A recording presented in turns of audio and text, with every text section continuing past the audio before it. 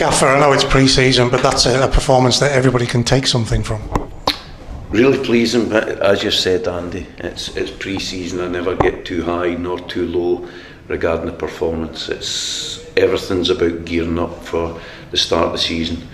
You know, we started to add some tactical elements to our in-possession work, as well as a lot of the out-of-possession work we've been working on for a number of weeks now, and slowly but surely it's coming together. But as I've said, you know, there's nothing ever won in pre-season. It's about getting ourselves to the right levels of fitness. It's about now beginning to get sharper, and now, you know, we've only really got 10 days before the big kick-off, so there's still a lot of work to be done. You know, players will take confidence from that, but I genuinely mean it. I don't get too up nor too down with pre-season games. We started slowly, but we really did get into it once we got our football going. Yeah, but again, the players trained this morning. We've covered nearly 5-6k this morning before the game, so that's the reality, you know, that we are working the players hard, and to see them then respond in the manner that they have when you consider the distances they're covering, they're doing terrific. But for me, it's the bigger picture, as I keep saying, and it's about getting us to those levels that I really want us to get to. 2 first half goals, good in their own right, one a close range finish, one just a smash, but it's the build-up play as well. Yeah, and it was good for Kwame, you know, to get 2 goals. The first one is a real striker's goal, following in the rebound. The second one's a terrific finish. But you know, Harry McCurdy both was heavily involved with the goals. He's a really exciting talent. He needs to be battered about and moulded a little bit in certain ways, but he's a really infectious kid that I think has got a lot to offer. And it's pleasing to see that he's beginning to grow in confidence, but also he's also developing physically just now, and improving in those areas all the time. You've said that type of player, Harry McCurdy, Jack Bridge and others in the squad, those moments that they create, they can win games. It's vital. You need, within any team, you need game breakers, lads that can make the difference at the key moments. You know, us as coaches can work extremely hard on certain aspects of the game, but those moments, those goals, you need the players that are capable of doing that to create and score. It's something that's very difficult for a coach to give. So in Harry, we certainly have that. You've got yourself some good foundations here. What happens over the next 9-10 days to get ready for Crawley? I keep saying that, we've still got a lot of work to do. On one of our midfield targets, I was a little disappointed. It doesn't look like it's going to happen, but we've moved on from there. We had some fallbacks on that. We hope, obviously, to announce a signing tomorrow, and we are making progress.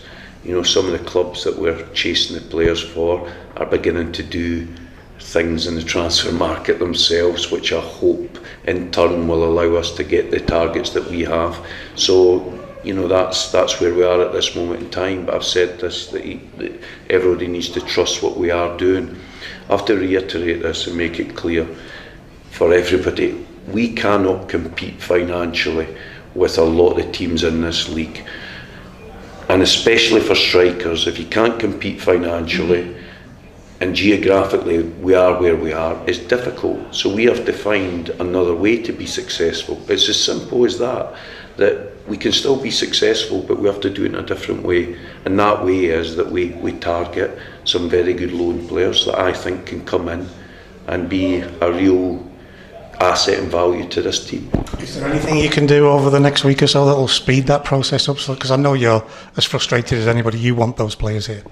I want them in, and all we can do is keep badgering, to use the word, the clubs that we're trying to get the players from. You know, and we believe within these clubs that they do want the players to come to us. We've had real discussions with them. They think that this is a good move for their player. So we are confident we'll get them, but the reality is we still need them to do the business they need to conclude for us to get the players. But I hope in the coming week we'll certainly have some good news. We'll talk about the obvious one in a moment, the one that I think everybody's seen tonight, but is there anything else imminent on that? Because I know you were targeting 6 signings. Nothing imminent. We are still pushing on the signings that we're trying to get in. I hope that we have further news in the next couple of days, whether that news is that they're coming here or we'll need to wait another few days. But we should hear from the clubs over the next couple of days on whether we'll get them now or have to be a little bit more patient. So our best, worst kept secret at the moment is Mr. Thomas. He's been around the building. As far as we're concerned, as far as Sheffield United concerned, it's done. But there's still a little bit of a hurdle to get over with Gillingham, but it looks like we'll have him here. Well, it does. And if the truth be told, Nathan, right from the close of the season, was certainly one of my main targets. There's no doubt he made a good impression, not just on the field, but he's a popular lad within the dressing room and with the staff. So, he's a player that we really wanted to bring in, and we're obviously disappointed when he chose to go to Gillingham. Understandably so, they're a League One club and every professional wants to better themselves. But an opportunity arose just 10 days ago when his agent phoned me and explained that not everything was right with Nathan down there, and would I be interested in taking him back? And of course I was. If everything goes through like we believe it will, everything's been signed at our end and with the player, then hopefully we'll make the official announcement tomorrow morning. So I think it's a great bit of business for the club, a little bit like Harry McCurdy when I talk about game breakers and lads that can make the difference.